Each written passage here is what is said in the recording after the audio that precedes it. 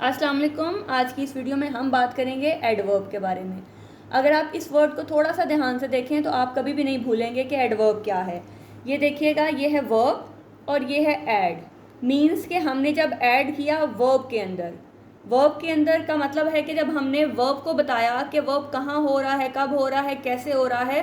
मतलब वर्ब तो सेंटेंस के अंदर मौजूद है, लेकिन हमने उसको मज़ीद उसके बारे में इंफॉर्मेशन जब मज़ीद दे देनी है तो वो दोनों मिलके होगा आपके पास एडवर्ब। मीन्स कि आपने वर्ब के बारे में बताना है कि वर्ब के बारे में मज़ीद डिटेल देनी है, मज़ीद इंफॉर्मेशन देनी है। तो जब आप वर्ब को थोड़ा सा और इन्हेंस करोगे, थोड़ी सी इंफॉर्मेशन उसके बारे में ऐड करोगे तो वो आपके पास बन जाएगा एडवर्ब। अब आपने ये याद रखना है कि जो आपका एडवर्ब है वो आपके वर्ब को भी मॉडिफाई करता है, वो एडवर्ब को भी मॉडिफाई करेगा, और एडवर्ब जो है वो एडजेक्टिव को भी मॉडिफाई करता है। ठीक है, यहाँ मैंने तीनों की एग्जांपल लिख दी है, वो भी मैं बताती हूँ कैसे।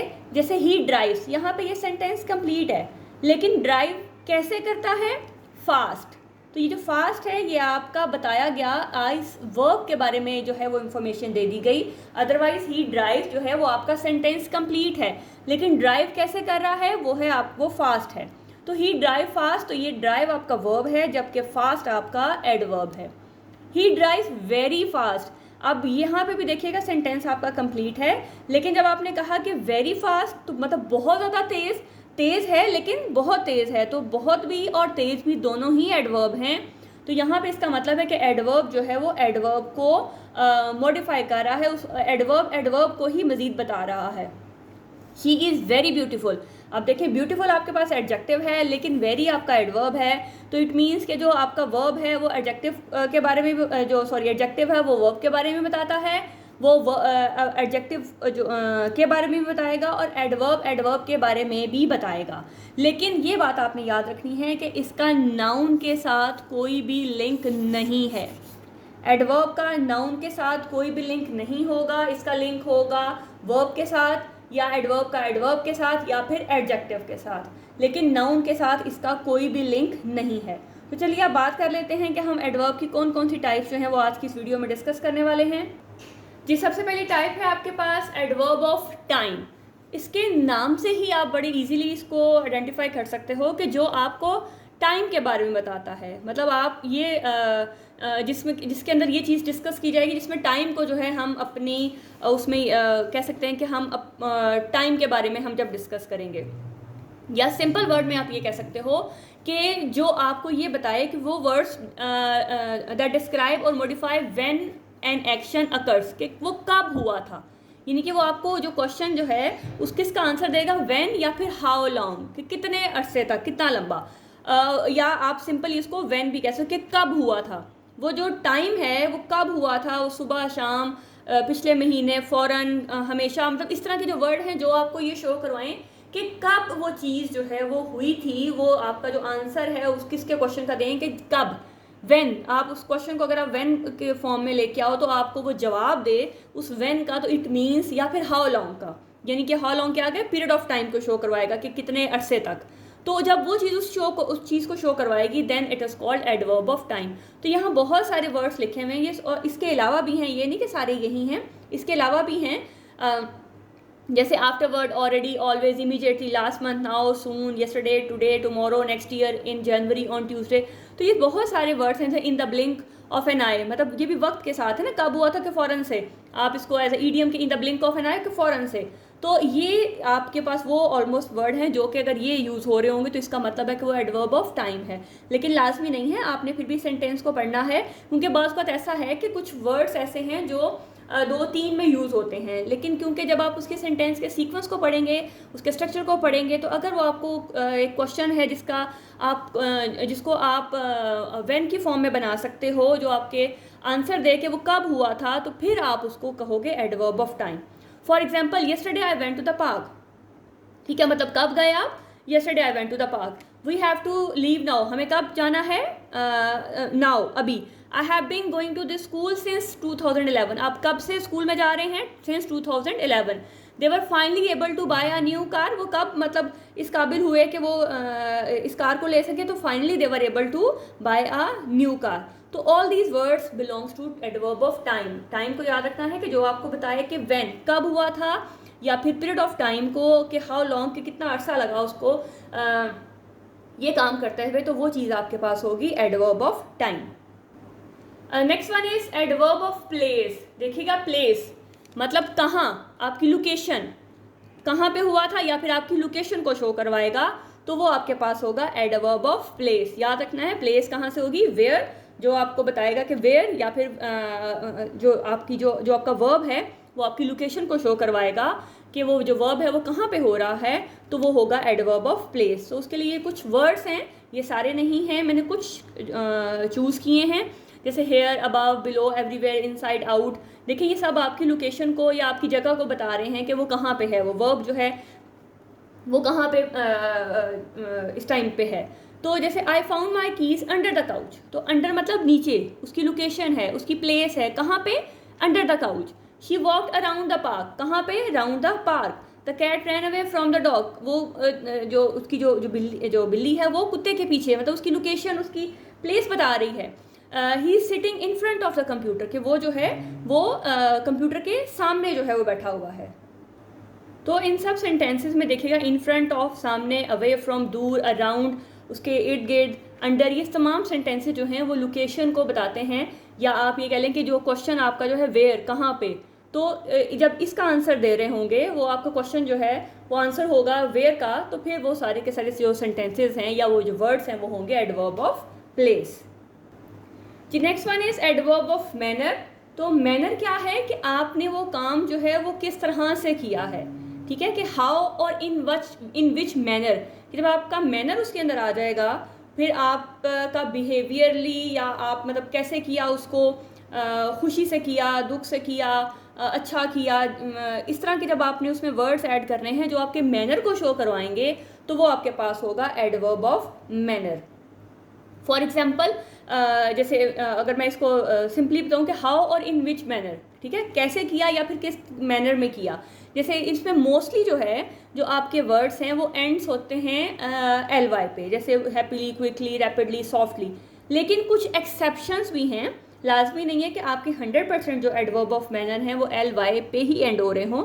90% आप कह सकते हो कि एल वाई पे एंड हो रहे होंगे। लेकिन कुछ एक्सेप्शंस हैं कि जब वो आपके वर्ब को मैनर वाइज एक्सप्लेन कर रहे होंगे तो उसमें कुछ और वर्ड्स भी ऐड हो सकते हैं, जैसे वेल है, हार्ड, फास्ट, लेट। इस तरह से अगर वर्ड जो कि आपके मैनर्स को डिस्कस कर रहे होंगे तो वो भी इसके अंदर ही ऐड होंगे, तो फिर उनको भी हम एडवर्ब ऑफ मैनर में ही ऐड करेंगे। लेकिन 90% जो है वो आपका एल वाई पे, आपका जो एडवर्ब है वो एल वाई पे एंड हो रहा होगा। जैसे शी सिंग्स ब्यूटीफुली, मतलब गाती है लेकिन कैसा, beautifully. They walk quickly to catch the bus, they studied hard. देखिए हार्ड वो आपका उसके मैनर के बारे में कि वो जो स्टडी कर रहा है वो किस तरह से कर रहा है, बड़ी मेहनत से कर रहा है। For the exam, it is preferable to do well rather than say well, he played well. तो इस तरह से जो वर्ड्स हैं जो आपके मैनर को शो करवाएंगे, जो आपके बिहेवियरल से रिलेट होंगे, आपने वो काम किस तरह से किया है, तो वो आपके पास होगा एडवर्ब ऑफ मैनर। नेक्स्ट है हमारे पास एडवर्ब ऑफ डिग्री। अब इसको थोड़ा सा आपने ध्यान से समझना है क्योंकि हमारे पास बाकी जो थे वो तो आपके नाम से शो हो रहे थे, जैसे प्लेस है, टाइम है, इसको आप इजीली देख सकते हो। लेकिन आपका यहाँ पे एडवर्ब ऑफ डिग्री और एडवर्ब ऑफ फ्रीक्वेंसी में बच्चे अक्सर ही कंफ्यूज हो जाते हैं, तो इसको थोड़ा सा आपने ध्यान से देखना है कि दोनों में क्या डिफरेंस है। जी अगर हम एडवर्ब ऑफ डिग्री की बात करें तो यहाँ पे आपने ये याद रखना है कि it inform us about to what extent और डिग्री, मतलब वो चीज़ किस हद तक हो रही है। जब आप किसी की हद तक बात करेंगे, टू व्हाट एक्सटेंट और डिग्री, और समथिंग हैपन्स, और ये आपके आंसर करेगा क्वेश्चन का हाउ मच और टू व्हाट एक्सटेंट, कि कितना जो है, किस हद तक जो है वो चीज़ हो रही है। जब किसी की हद तक की बात आएगी तो फिर वहाँ पे उसकी डिग्री जो है वो शो करवाई जाएगी। और वो डिग्री मोस्टली जो है, इसको आप जो है एडवर्ब ऑफ डिग्री भी बोल सकते हैं। और इसमें मोस्टली जो हमारे पास वर्ड हैं वो है very, almost, quite, too, so, fully, partly, hardly, entirely, only, much, rather. इस तरह के जो वर्ड हैं जो कि ये बताएंगे कि वो किस हद तक वो काम कर रहा है, फिर वो चीज़ आपके पास होगा एडवर्ब ऑफ डिग्री। जैसे अगर मैं बताऊँ कि वो कितना मजबूत है, वो कितना बड़ा है, वो कितना लंबा है, तो हाउ स्ट्रॉन्ग, हाउ बिग, तो इस तरह से जो चीज़ आपको हाउ मच या टू व्हाट एक्सटेंट को शो करवाएगी वो आपके पास होगी एडवर्ब ऑफ डिग्री। जैसे the view from the top is very beautiful, ठीक है। तो I totally enjoy the ride, he is playing so well, तो ये वेल आपके पास एडवर्ब है और ये सो जो है उसकी डिग्री है कि उसने किस हद तक जो है उसको मतलब खेला। I totally enjoy the ride, उसने किस हद तक जो है जो राइड है उसको इंजॉय किया। द व्यू फ्रॉम टॉप इस वो किस हद तक खूबसूरत था, तो मतलब कि वेरी ब्यूटीफुल। तो यहाँ पे उसकी एक्सटेंट को बताया गया है, उसकी हद को बताया गया है, उसकी डिग्री को शो करवाया गया है कि वो किस हद तक वो चीज़ जो है वो खूबसूरत है, लंबी है, छोटी है, स्ट्रॉन्ग है, कितना वो बिजी है। मतलब इस तरह के जितने भी जो क्वेश्चंस होंगे जिनका जो क्वेश्चन है वो आपका हाउ मच या टू व्हाट एक्सटेंट तक बनता होगा, उसको आपने एडवर्ब ऑफ डिग्री के अंदर कंसिडर करना है। ये नेक्स्ट हमारे पास है एडवर्ब ऑफ फ्रीक्वेंसी। तो देखें, अभी मैंने आपसे बोला था कि एडवर्ब ऑफ डिग्री में आपने देखना है कि कोई चीज़ किस हद तक जो है वो खूबसूरत है, किस हद तक उसने खेला, किस हद तक उसने वो काम किया, कितना वो लंबा है, कितना छोटा है, इस तरह से। लेकिन फ्रीक्वेंसी का मतलब होता है यहाँ पे कि कितनी बार किया, हाउ ऑफन, हाउ मैनी, कि कितनी बार किया उसने या कितनी बार नहीं किया, दोनों ही उसमें आ जाएगा। जैसे वंस, एक दफ़ा किया, दो दफ़ा किया, बार बार किया, कभी कभार किया।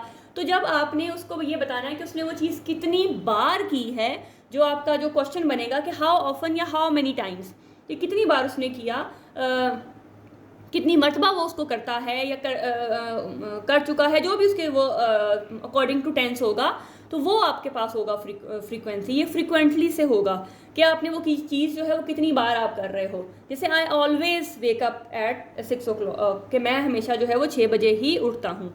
आई रेयरली लिसन, मैं कभी कभार जो है वो सुनता हूँ। आई नेवर, मैं नहीं सुनता। आई सेल्डम, सेल्डम मतलब कि बहुत कम, कभी कभार। रेयरली तो होता है ना बिल्कुल बाय चांस ही या शाज़ो नाज़र जिसको आप बोलते हैं, तो सेल्डम, कभी कभार। तो यहाँ पे देखें बताया जा रहा है कि कोई चीज़ कितनी बार की जा रही है। जब कितनी बार की जाएगी तो फ्रीक्वेंसी है, और जब उसकी हद की बात होगी, किस हद तक वो चीज़ है, तो वो उसकी डिग्री, हम उसको एडवर्ब ऑफ डिग्री में कंसिडर करेंगे।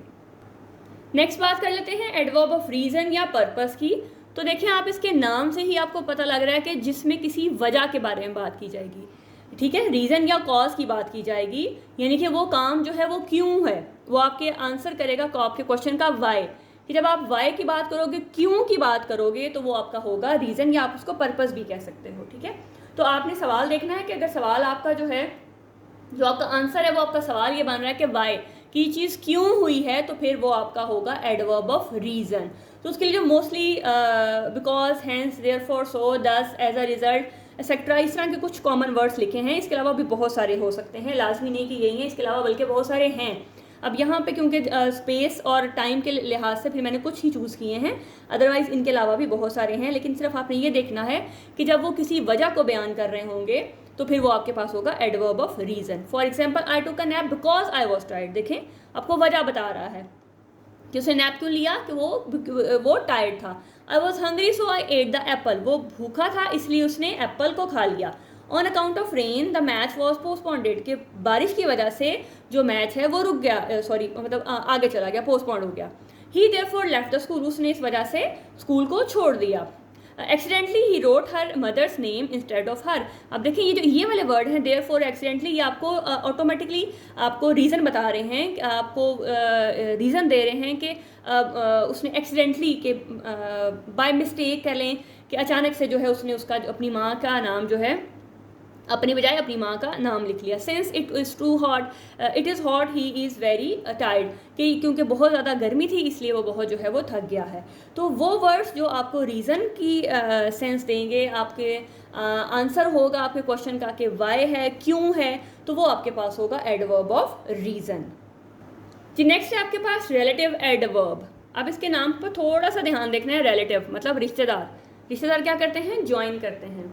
अब होस्ता मोस्टली कहें कि नहीं जी नहीं करते हैं, चलें वो एक अलग इशू है, करते हैं या नहीं करते। लेकिन जब कोई रिश्तेदार आपके घर आ जाता है तो आप सब मिलके बैठ जाते हैं। हम इसको पॉजिटिव सेंस में इस तरह से लेते हैं कि जब आपके घर में आपके रिलेटिव आते हैं तो हम सब मिलके बैठ जाते हैं, बातें करते हैं, अच्छा टाइम स्पेंड करते हैं। तो रिलेटिव एडवर्ब आप इसको इस सेंस में ले सकते हैं कि which joins two sentences, two clauses और टू इंफॉर्मेशंस। इस तरह से आपके जो इकट्ठा कर दे दो चीज़ों को, लेकिन with the help of when, where and why, but they are not use to ask a question. इनको आपने सवाल पूछने के लिए यूज़ नहीं करना, ये आपके पास दो चीज़ों को इकट्ठा करने के लिए यूज़ होगा। तो और वहाँ पे वो एज अ क्वेश्चन यूज़ नहीं होगा, एट द एंड उसके अंदर कोई क्वेश्चन मार्क नहीं आएगा, फिर वो आपका रिलेटिव एडवर्ब होगा। ठीक है, कि रिलेटिव क्या है, रिश्तेदार हैं, तो रिश्तेदार मतलब आपने सिर्फ याद रखने के लिए कि रिश्तेदार जब आते हैं तो हम ज्वाइन हो जाते हैं, हम इकट्ठे हो जाते हैं। तो यहाँ पे भी रिलेटिव एडवर्ब वो है जो दो चीज़ों को, दो सेंटेंसेस को, दो पार्ट्स को, दो इंफॉर्मेशंस को इकट्ठा कर देगा। जैसे this is the place where the king lived, यहाँ पे ये आपका क्लॉज है जो डिपेंडेंट है यहाँ पे, तो यहाँ this is the place where the king lived, यहाँ पे इस वेयर ने इन दोनों को आप ये कह सकते हैं कि इन दोनों को इकट्ठा कर दिया। अब यहाँ पे देखें, यहाँ सवाल नहीं पूछा गया, यहाँ सिर्फ आपको बात को बताया गया है कि ये वो जगह है जहाँ पे किंग रहता था।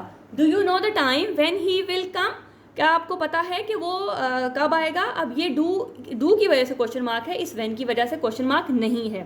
We do not know why he left, हमें नहीं पता कि वो क्यों गया। This is the house where he was born, तो यहाँ पे देखें वेयर, वाई और व्हेन जो है वो आपको रिलेटिव यानी कि दो चीज़ों को इकट्ठा जब वो कर रहा है तो यहाँ पे वो एज अ रिलेटिव एडवर्ब के तौर पे काम करेगा। तो यहाँ पे व्हेन, वेयर और वाई जो ये तीन वर्ड्स हैं, इनको हम रिलेटिव एडवर्ब में कंसिडर करेंगे। नेक्स्ट हमारे पास है एडवर्ब ऑफ अफर्मेशन और एडवर्ब ऑफ निगेशन। अब अफर्मेशन को अगर आपको मीनिंग पता है तो अफर्मेशन जिसमें आप कोई पॉजिटिव बात करते हैं किसी फैक्ट या ट्रू की कुछ भी फैक्ट या जो कि ट्रू है या किसी पॉजिटिव बात की, या मतलब जिसमें नेगेटिविटी नहीं है, यानी कि नॉट का वर्ड उसमें यूज़ नहीं है, एक सिंपल सेंटेंस या एक पॉजिटिव सेंटेंस को आप अफर्मेटिव सेंटेंस बोलते हैं। ठीक है, तो अगर हम एडवर्ब ऑफ अफर्मेशन की बात करेंगे तो वो जो डिक्लेयर करेंगे दैट अ गिवन स्टेटमेंट और फैक्ट इज़ ट्रू और पॉजिटिव, कि वो वर्ड्स जब उसमें लग जाएंगे तो वो जो वर्ड्स हैं वो इस बात का सबूत होंगे कि जो आपका जो सेंटेंस है वो या स्टेटमेंट है वो ट्रू है या फिर पॉजिटिव है। ठीक है, तो वो जो वर्ड्स हैं वो मोस्टली क्या हो सकते हैं, श्योरली, एग्जैक्टली, डेफिनेटली, इंडीड, तो एक्सेट्रा, इसके अलावा भी बहुत सारे हो सकते हैं। तो यानी कि जब आपके पास सेंटेंस में सिंपल सेंटेंस में कुछ इस तरह से वर्ड लग जाएंगे और वो सेंटेंस आपके पास अफर्मेशन को शो करवाएंगे तो वो होगा adverb of affirmation.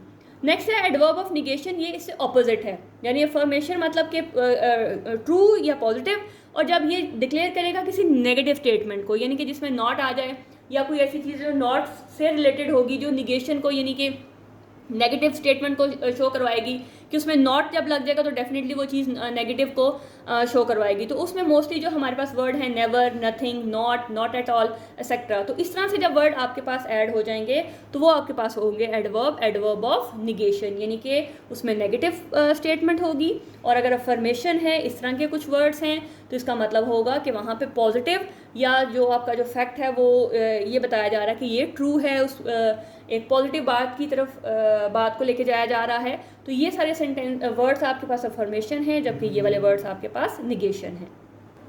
Ji, next हमारे पास है कंजक्टिव एडवर्ब। सॉरी, इसके स्पेलिंग जो है वो थोड़े से गलत हो गए हैं, तो ये ऊपर जो है वो एन जो है उसको आपने ऐड कर लेना है। कंजक्टिव एडवर्ब ये आपका कंजंक्शन से है। कंजंक्शंस क्या हैं, जो दो ज्वाइन करती हैं सेंटेंसेस को, स्टेटमेंट को।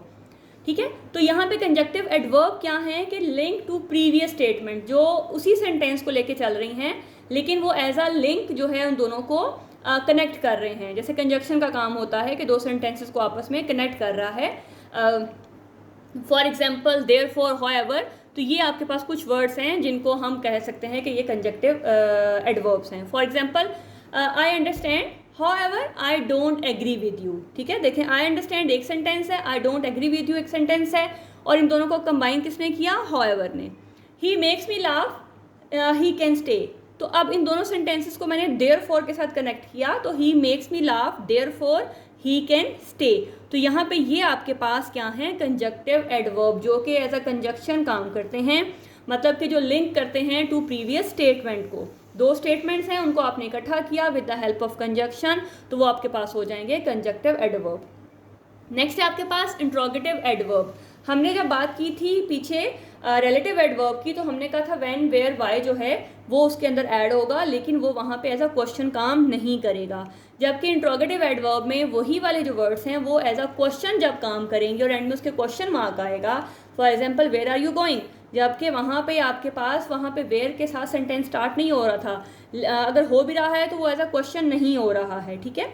तो यहाँ पे जब एज अ क्वेश्चन आपके पास वो आएगा तो वो होगा इंट्रोगेटिव एडवर्ब, यानी कि जहाँ पे वो सवाल पूछ रहा है वो आपका व्हेन, वेयर, वाई कुछ भी हो सकता है। तो जब वो आपका क्वेश्चन पूछेगा तो वो आपके पास होगा इंट्रोगेटिव एडवर्ब। चलिए अब लास्ट में बात कर लेते हैं एमपीटी की। एमपीटी क्या है? Manner, place, time. अगर आपको एक ही सेंटेंस में तीन जो एडवर्ब हैं वो इकट्ठे लिखने पड़ जाएं तो आपकी उनकी सीक्वेंस कैसे रखोगे कि सबसे पहले अगर आप सेंटेंस लिख रहे हो तो आपने पहले मैनर लिखना है, फिर आपने प्लेस लिखना है और फिर टाइम को लिखना है। तो आपने सीक्वेंस को हमेशा याद रखना है कि एमपीटी मतलब कि मैनर, प्लेस और टाइम। जब आपने एंड में इसको लिखना है या जिस भी सीक्वेंस में आपका सेंटेंस लिखा जाएगा तो पहले मैनर की बात होगी, फिर प्लेस की बात होगी और फिर एट द एंड आपने टाइम की बात करनी है। तो ये आपका सीक्वेंस आपने हमेशा याद रखना है कि आपको तीनों मैनर, प्लेस और टाइम को इकट्ठा लिखना पड़ जाएगा। तो पहले मैनर आएगा, फिर प्लेस आएगा और फिर एट द एंड आपने टाइम को मेंशन करना है। For example, the cat crept through the bushes at midnight. अब यहाँ पे जो द कैट क्रेप्ट है ये उसका मैनर है, ठीक है, और थ्रू द बुशेस उसकी प्लेस है और एट मिडनाइट उसका टाइम है। तो यहाँ पे आपने सीक्वेंस को सिर्फ याद रख लेना है कि जब आपने इन तीन चीज़ों को इकट्ठा लिखना है तो आपका मैनर, प्लेस और टाइम का ये सीक्वेंस होना चाहिए। तो आज के लिए इतना ही। आई होप कि आपके लिए वीडियो बहुत फ्रूटफुल होगी। लाजमी तौर पे कमेंट कीजिएगा, लाइक लाजमी कीजिएगा अगर आपके लिए फ्रूटफुल हुई, और दूसरों को शेयर भी लाजमी कीजिएगा ताकि दूसरों के लिए भी ये उनके लिए मज़ीद इन्हेंसमेंट, उनके नॉलेज में मज़ीद इन्हेंसमेंट हो सके। अपना तब तक बहुत ख्याल रखिएगा। नेक्स्ट वीडियो में एक और नए टॉपिक के साथ हाज़िर होंगी, एक नए कॉन्सेप्ट के साथ जो आपके लिए बहुत इजी होगा, क्योंकि हमारा मकसद सिर्फ चीज़ों को इजी वे में याद रखना है। अब यहाँ पे भी अगर सिर्फ नामों को आप थोड़ा सा जहन में रखें तो आपके लिए चीज़ भी बिल्कुल क्लियर हो जाएगी। तब तक अपना बहुत ख्याल रखिएगा, दुआओं में याद रखिएगा। अल्लाह हाफ़िज़।